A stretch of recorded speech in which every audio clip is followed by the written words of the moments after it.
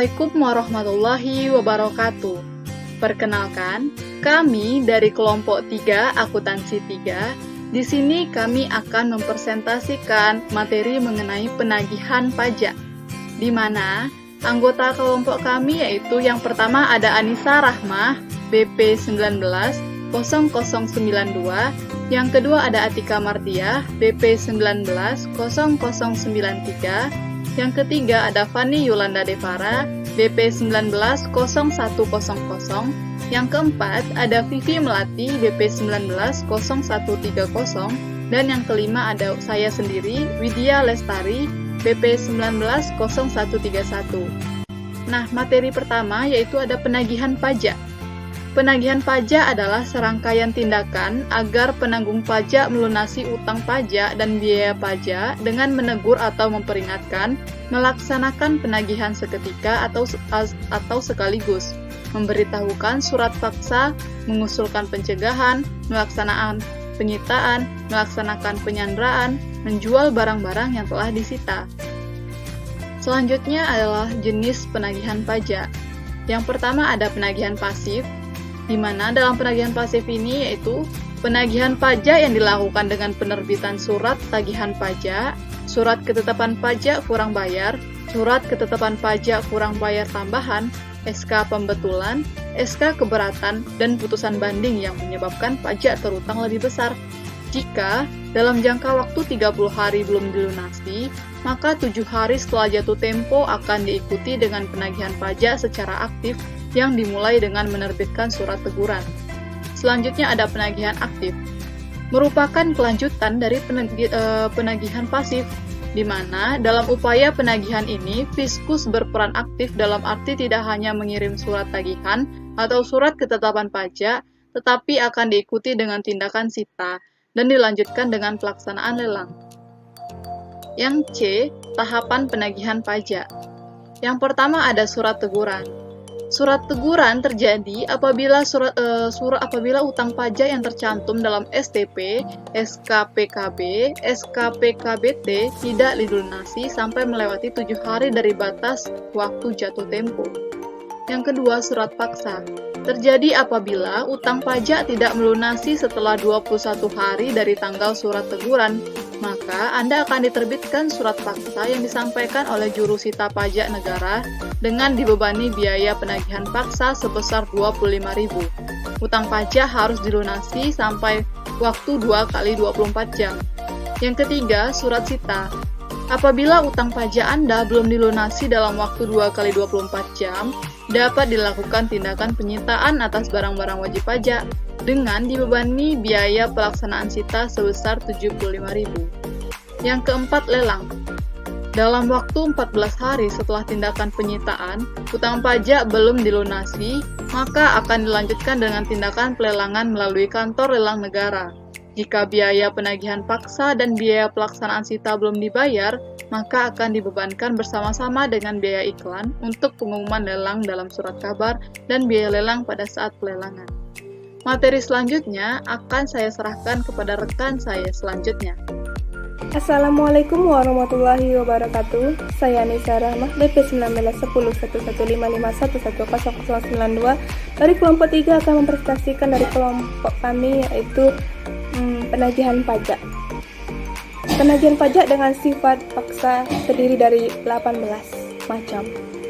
Yang pertama adalah penagihan pajak, kedua pejabat, ketiga juru sita pajak, keempat penagihan pajak, kelima hutang pajak, keenam biaya penagihan pajak, ketujuh surat paksa, ke-8 surat perintah melaksanakan penyitaan, ke-9 adalah objek sita, 10 barang, 11 pemblokiran, 12 penyitaan, ke-13 hari, dan ke-14 adalah badan, dan 15 adalah pengadilan negeri, dan ke-16 adalah surat tagihan, surat peringatan atau surat yang lain yang sejenisnya, yang ke-17 adalah penagihan seketika dan sekaligus, dan ke-18 adalah lelang.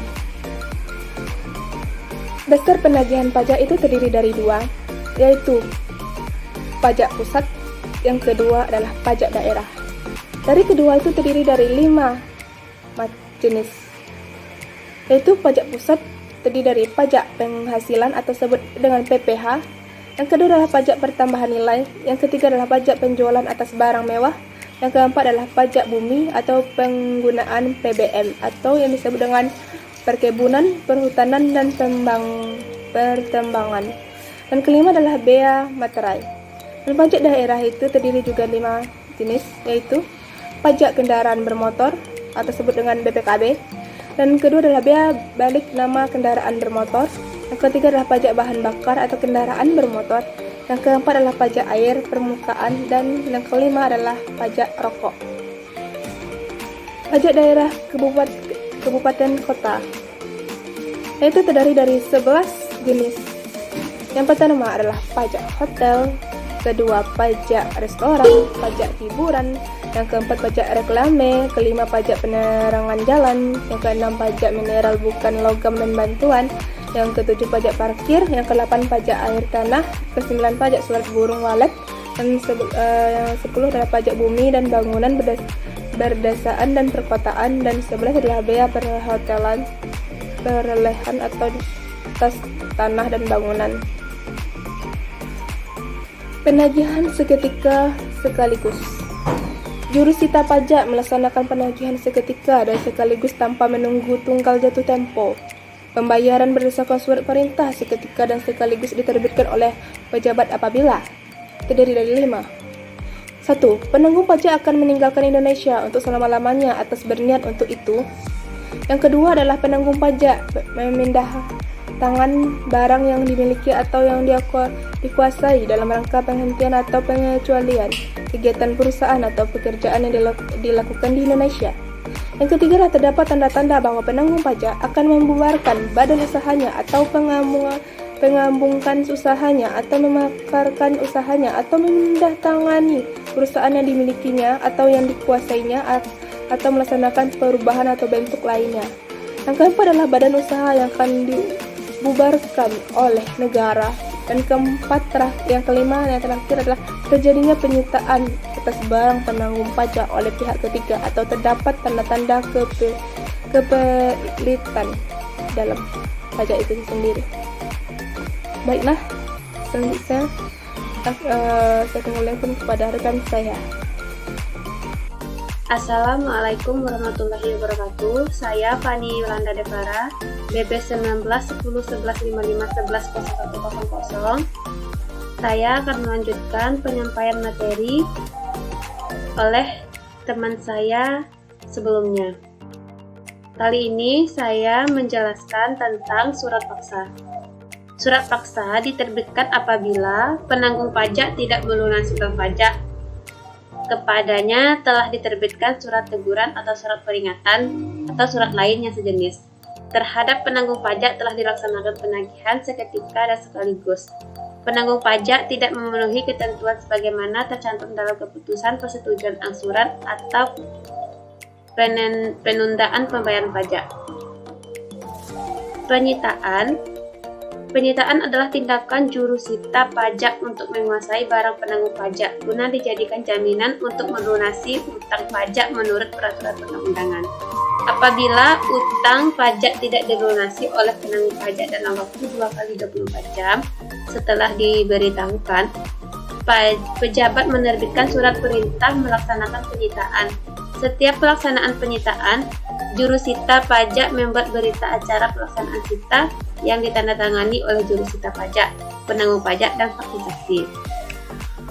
Objek sita, barang yang dapat disita berupa yang pertama, barang bergerak termasuk mobil, perhiasan, uang tunai, dan deposito berjangka, tabungan, giro, atau bentuk lainnya yang bersamaan dengan itu apabila obligasi ataupun saham.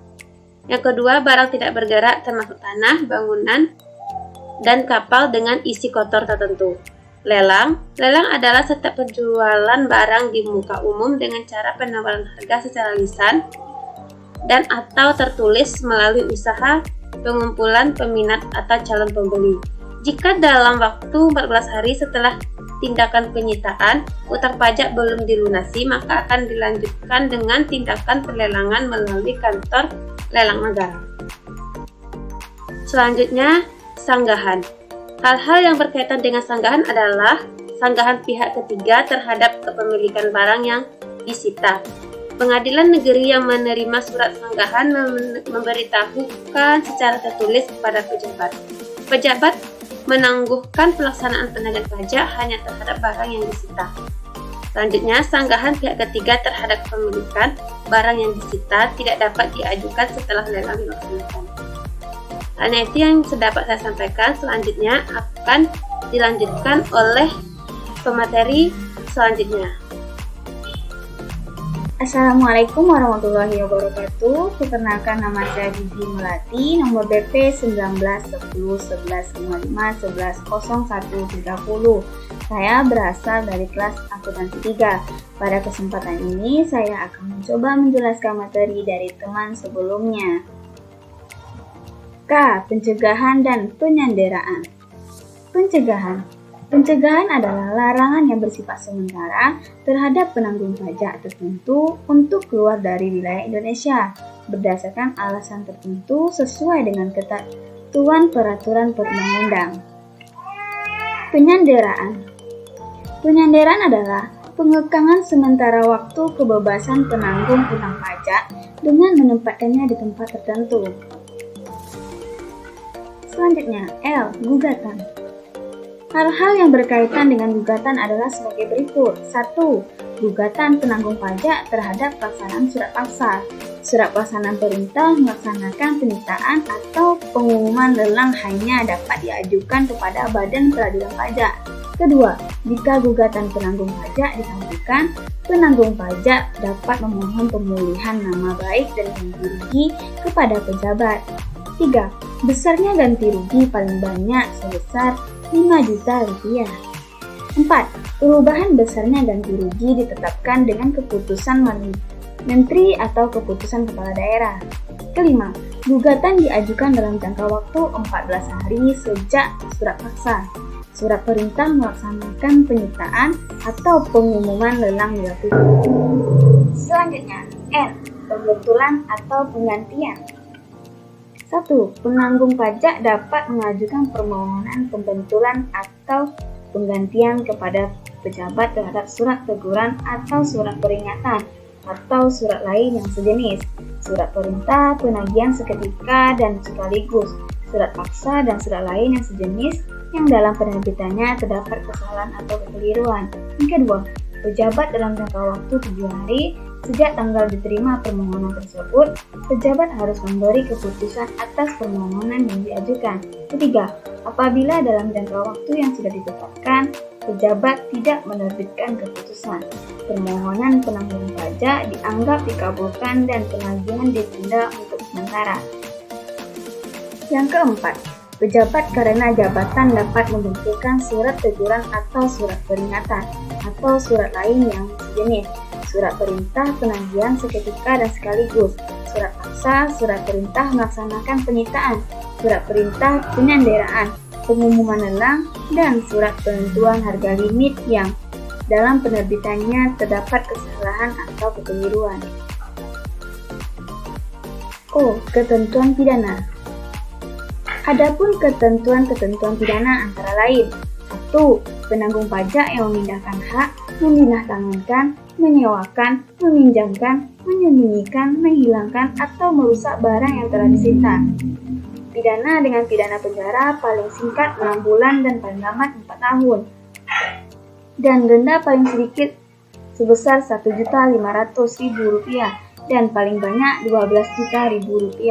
2. Apabila pihak-pihak yang diberi tugas untuk mengalihkan atau menjual barang sitaan dalam kurung sesuai Undang-Undang PPSP Pasal 25 Ayat 3 huruf B, C, D, E tidak melaksanakan kewajibannya, dipidana dengan pidana penjara paling singkat 1 minggu dan paling lama 4 bulan 2 minggu, dan denda paling sedikit sebesar Rp500.000 dan paling banyak sebesar Rp10.000.000.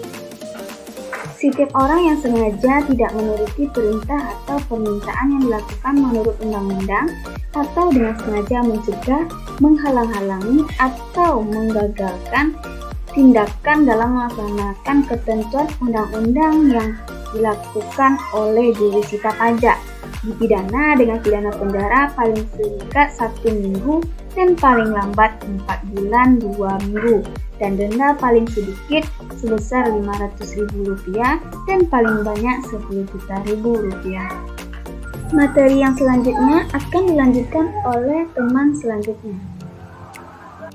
Baiklah teman-teman, saya Atika Mardia, nomor BP 1910 1155 110093. Di sini saya akan melanjutkan presentasi dari teman saya sebelumnya, yaitunya poin P, kadaluarsa tindakan penagihan pajak.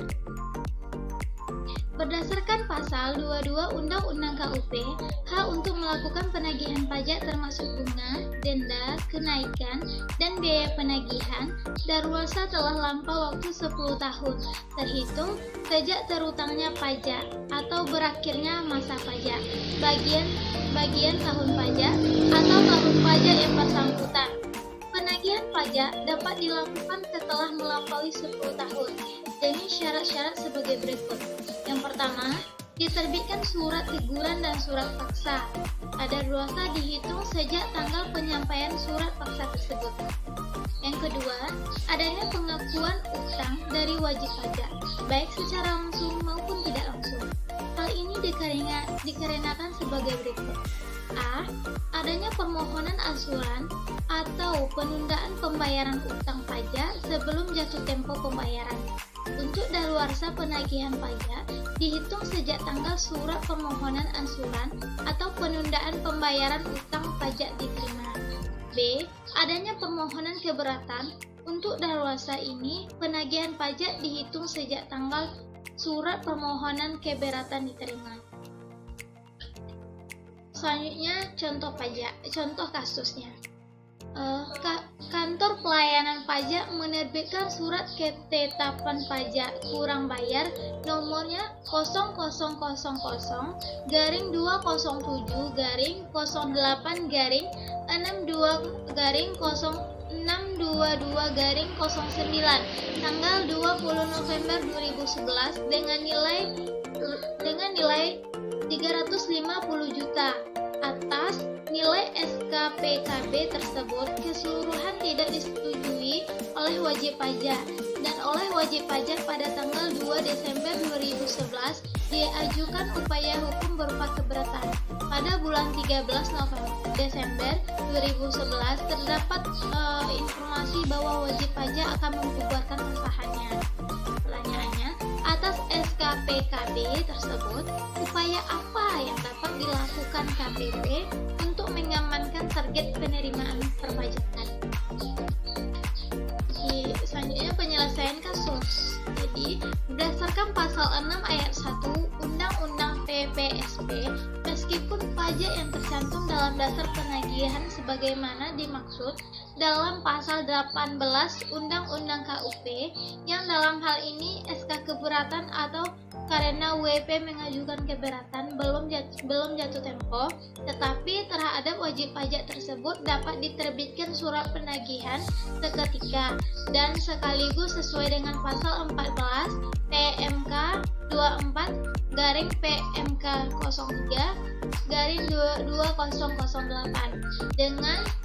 dengan kondisi sebagaimana dimaksud dalam pasal 6 ayat 1 huruf D Undang-Undang PPSP, yakni WP akan melakukan pembubaran badan usaha. Atas dasar SPPSS tersebut, KPP dapat langsung menerbitkan surat fakta pasal 8 Undang-Undang PPSP untuk mengamankan target penerimaan negara. Terima kasih, sekian dari kami. Jika ada salah dan jangan mohon maaf. Wabillahi taufiq wal hidayah. Wassalamualaikum warahmatullahi wabarakatuh.